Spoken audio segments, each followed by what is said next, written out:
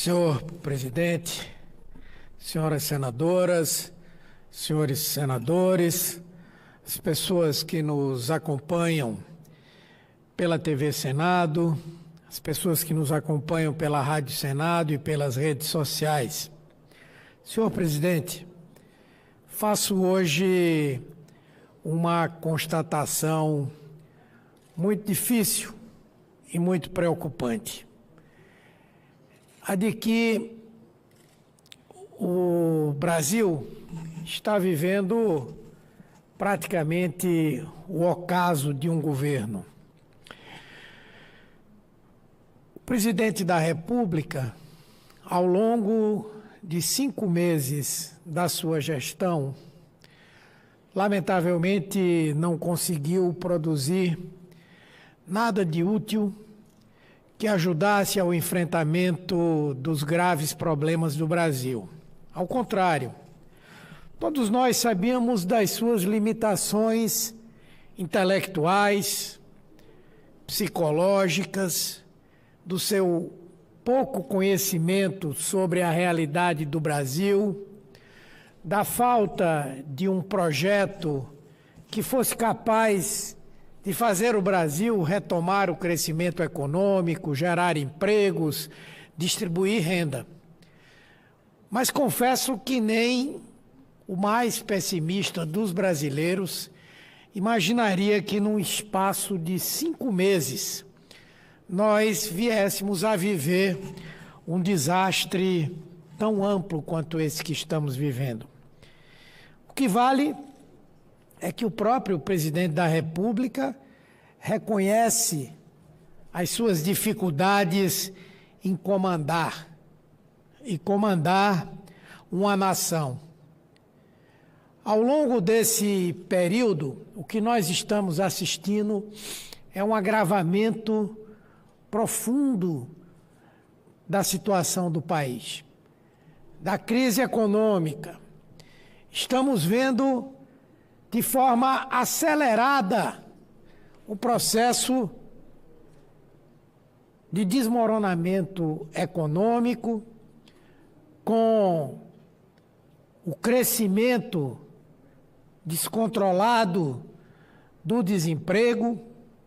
São mais de 13 milhões de pessoas desempregadas, afora os que estão desalentados e afora os que estão na informalidade.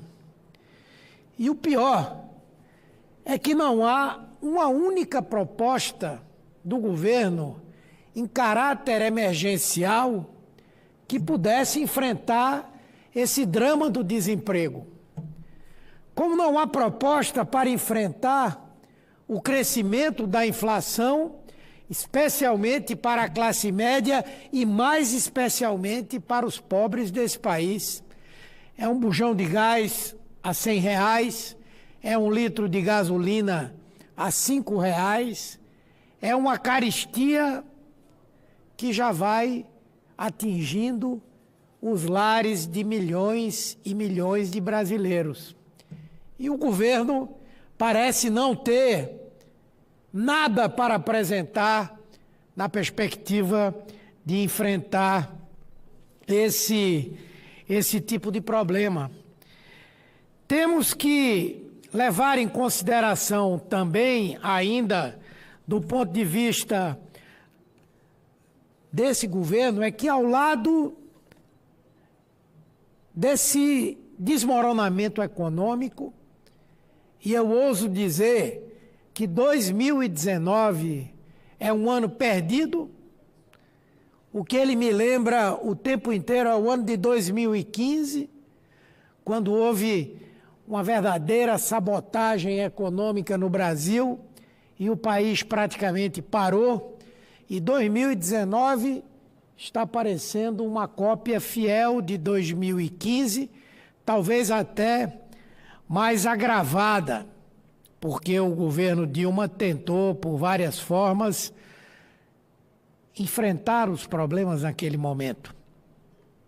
Temos hoje um enorme descontrole político, um governo que não tem um comandante, que não tem uma estratégia, que não tem uma linha, que não tem diálogo nem com a sociedade, nem com o Congresso Nacional, nem com o setor produtivo do Brasil e nem mesmo com a mídia, que, se não o apoiou, mostrou-se satisfeita com a possibilidade da derrota do PT. E esse descontrole político é inaceitável para alguém que passou 28 anos no Congresso Nacional.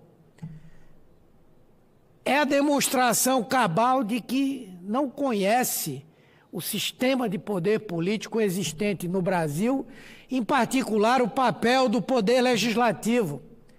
Não se trata aqui de cobrar que o presidente da República faça negociatas, toma lá, dá cá, qualquer coisa assim, porque o Brasil já não suporta isso. Porém, imaginar que numa democracia onde nós temos 3 poderes e que esses poderes servem como pesos e contrapesos uns diante dos outros, é possível governar sem dialogar, sem debater com o Congresso Nacional, nesse espírito que o move, de dizer o seguinte: eu fiz aqui o projeto, agora é com vocês. Ora, nesse sentido, parece que o presidente vê o Congresso Nacional meramente como o homologador dos seus desejos, ou então como uma força que deve assumir a responsabilidade por governar, o que não é verdadeiro. E o resultado é que o governo tem uma única tecla na qual ele bate o tempo inteiro. O que fazer com a inflação? Aprova a reforma da Previdência. O que fazer com o desemprego? Aprova a reforma da Previdência. O que fazer com a falta de crescimento econômico do país? Aprova a reforma da Previdência.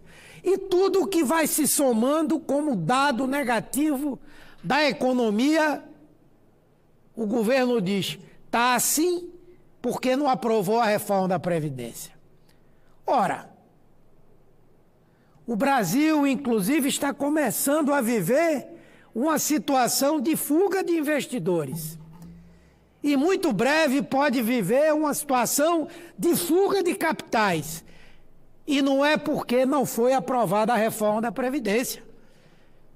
É porque nenhum investidor vai aplicar recursos num país em que a gente tem um governo que não tem rumo, que não sabe o que fazer no dia seguinte, que o próprio presidente da República, ao invés de seduzir os que querem trabalhar no Brasil, ele diz que investir no Brasil é um esporte de altíssimo risco. São essas coisas que podem fazer com que nós tenhamos um distanciamento ainda maior dos investidores estrangeiros e nacionais. Por outro lado, quais são as condições para que se possa fazer uma economia crescer? De um lado, o investimento privado. Como eu disse aqui, que está começando a querer distância do Brasil. De outro lado, o investimento público. E o que é que está acontecendo no Brasil com o investimento público? Com esse discurso de que o Estado não pode atuar na sociedade, não temos obras de infraestrutura, não temos ações que induzam o investimento privado, e o que termina acontecendo é que, sem investimento público, o investidor privado também não investe. As famílias, o consumo das famílias, que é uma outra vertente para ajudar o crescimento da economia, vislumbra hoje uma população endividada. Quem tem emprego tem medo de comprar qualquer coisa com medo de perder o emprego e não poder pagar. E quem não tem, aí é que não pode fazer qualquer tipo de investimento na área do consumo. Então, o país está caminhando não para uma estagnação. Estagnação nós já estamos vivendo. Mas estamos caminhando para uma recessão profunda, que não será apenas uma recessão técnica, 3 meses de crescimento negativo do PIB, mas uma recessão real. E, ao mesmo tempo, o agravamento da crise social. Não precisa consultar a estatística do IBGE ou de quem quer que seja. Basta olhar a rua. As pessoas que estão vivendo na rua, a quantidade de pessoas que estão esmolando pelo Brasil afora. É esse o Brasil que nós estamos vivendo agora, nesse momento. E o pior, o presidente da República, ao invés de fazer uma autocrítica, de dizer, olha, eu estou errado, tenho que fazer alguma coisa para acertar, vou mudar. Ao invés disso, ele terceiriza a responsabilidade dele, e de forma perigosa. Esse país levou décadas para reconquistar a democracia, décadas para que o povo pudesse ter o direito de se organizar, de falar o que pensa, de poder ter liberdade.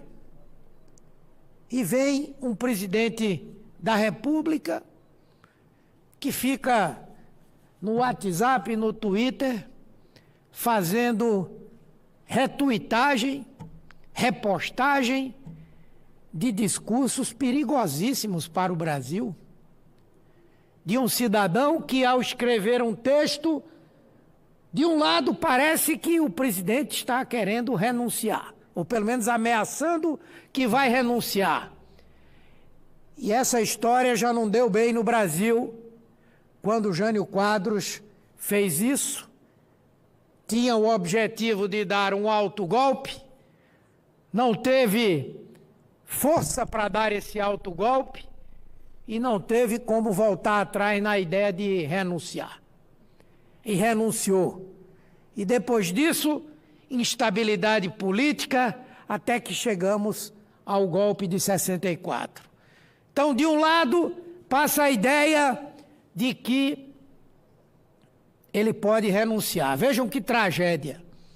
5, 6 meses depois de assumir o poder no país. E a outra ideia que passa é a de que ele quer jogar a população contra os poderes constituídos. Vejam vocês, hoje, lá no Rio de Janeiro, na Firjan, o presidente da República declara que o problema do Brasil é o que ele chamou de classe política. O que é que ele está querendo dizer, na verdade, quando ele fala isso? Ele está falando, não é contra os políticos, é contra a democracia. É contra a democracia. Que governo é esse que convoca ou manda convocar manifestação para atacar o Congresso Nacional, para atacar o Supremo Tribunal Federal, dizer que em 5 meses o presidente não fez nada porque não deixaram? Mas o que foi que ele propôs fazer? O que é que ele propôs ao Brasil, a não ser sandices? Liberar arma para todo mundo ter em casa e andar armado. Cortar recursos da educação. Cortar recursos da saúde. Fazer debate ideológico o tempo inteiro, quando o povo está querendo resposta para os seus problemas. Como querer atribuir ao Supremo ou ao Congresso Nacional impedir que ele fizesse qualquer coisa quando ele não propôs nada. Portanto, temos que estar em estado de alerta. Isso não vai acabar bem. Já tivemos outros episódios na história em que isso aconteceu. Nosso colega, o senador Fernando Collor, que foi presidente da República, que aprendeu grandes lições e que naquele momento, movido por esse sentimento de confronto, na época da tentativa do impeachment, convocou a população para usar verde e amarelo porque queriam golpeá-lo, derrubá-lo, e no final das contas isso foi um fracasso e terminou acontecendo o processo de impeachment naquele momento. Não pode, o presidente da República tem que assumir a sua responsabilidade de governar o Brasil. O nosso Brasil não merece o que ele está fazendo. O Brasil não pode aceitar a brincadeira que está sendo feita por esse governo. Não podemos, e esse Congresso Nacional tem que levantar a sua voz para impedir que isso aconteça. O país parado, os indicadores econômicos os piores possíveis, o governo sem base de sustentação, a desigualdade crescendo violentamente, o Brasil caminhando para uma depressão econômica, um governo que tem 5 meses. Mas como se diz lá no Nordeste, o clima é de fim de feira. O sentimento é de que o governo não existe mais. E essa ideia de confrontar as instituições, ela é muito ruim para a democracia. Então, senhor presidente, nós precisamos fazer esse alerta ao presidente. Ainda há tempo. Ele ainda pode rever os seus conceitos, as suas ideias, as suas ações e as suas proposições. Porque se não o fizer, seja o establishment, as elites desse país, a grande mídia, os empresários, os banqueiros, haverão de retirá-lo ou terá que enfrentar a força das ruas. Que inabilidade desse presidente. Retira bilhões de reais da educação. Compromete o futuro de milhões e milhões de jovens que querem estudar, que querem ter uma perspectiva de fazer o ensino básico, de fazer uma universidade, de fazerem pesquisa depois de formados. E quando a população se levanta, os estudantes vão para a rua, ele classifica essas pessoas de idiotas inúteis, de imbecis. Isso é a linguagem que use um presidente da República para tratar pessoas que estão ali para lutar pela educação no nosso país? Então eu entendo, senhor presidente, que ou o presidente da República muda a sua ação como presidente, assume o seu papel de presidente eleito da República Federativa do Brasil, ou então que ele dê passagem a quem quer e a quem sabe governar. O que o povo brasileiro não pode é continuar a assistir dia a dia, de forma triste, de forma ridícula, um astrólogo lá dos Estados Unidos, auto-intitulado filósofo, a brigar com o filho do presidente, o filho a brigar com o ministro a brigar com não sei quem. Onde é que nós vamos parar? E a resposta para os problemas do dia a dia da nação? E a resposta... Vou concluir, presidente. E a resposta para quem ainda está numa fila para buscar um emprego, porque boa parte nem vai mais. É isso que nós estamos precisando. E é isso que eu queria registrar no dia de hoje. Espero que essa manifestação que vai acontecer no domingo, que aconteça com a mais ampla liberdade, mas que ela não venha a ter como centro o ataque à democracia, o ataque à liberdade no Brasil e o fortalecimento à ideia de que, se a democracia não faz aquilo que Bolsonaro quer, Bolsonaro acaba com a democracia. Não pense ele que vai ser fácil. Muito obrigado, senhor presidente. Agradeço as palavras de Vossa Excelência, ao tempo em que não desisto daquilo que sempre prego e tive a oportunidade